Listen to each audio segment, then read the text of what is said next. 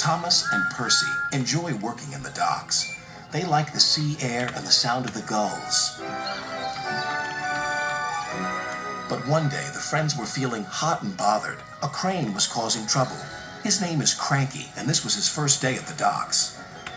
"You're useless little bugs," he called from above. "If you put these freight cars on the inside lines, then I wouldn't have so far to travel." "Rubbish," said Thomas. "No crane has ever complained before." "Well, I'm complaining now." And Cranky banged his load down on the quayside. Later, the two engines met Gordon and James and told them about Cranky. "Cranes are airy-fairy things. They need a lot of attention, like me, in fact," said Gordon. "You should see the situation from Cranky's point of view," said James. "He's high up in the air, coping with wind, rain, and baking sun. Then he looks down and sees you two little engines being annoying. No wonder he calls you bugs." When Cranky heard that the big engines agreed with him, he grew bossier still. Come on, push those freight cars closer to me." But Percy was too upset to concentrate and pushed the freight cars too far. Poor Percy. Then Cranky played a trick on Thomas. "Push your freight cars onto the outside line. It's easier for me to load up." So Thomas did.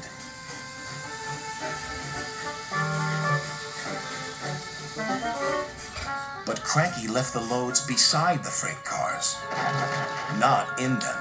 "You must have known my arm can't reach you there," complained Cranky. This mix-up caused confusion and delay. Sir Topham Hatt was most upset.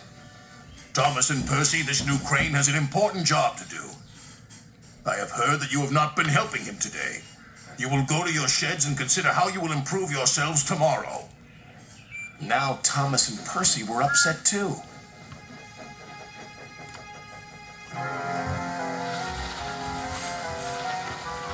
That evening, a big storm raged across the island.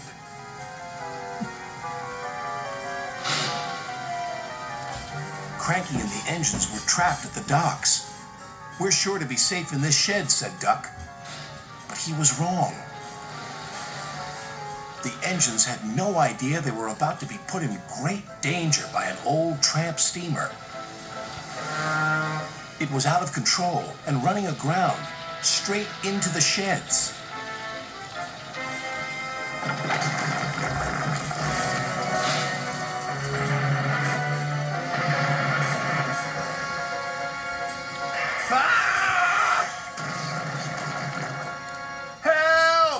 Called the engines from inside the shed.